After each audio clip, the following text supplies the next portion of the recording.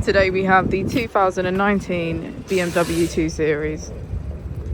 This vehicle has done just under 39,000 miles.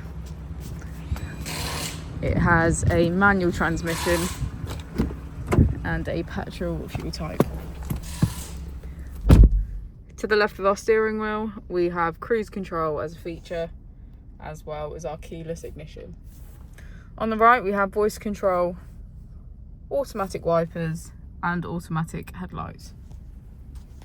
Moving on to our screen, we can access media, communication, map, and navigation.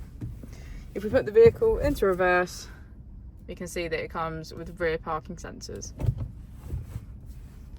Just below we have our AC, and if we press our mode button, we can switch between sport mode, comfort, and Eco Pro. As we go into the back of the vehicle, we can see that all of our seats have a black leather trim.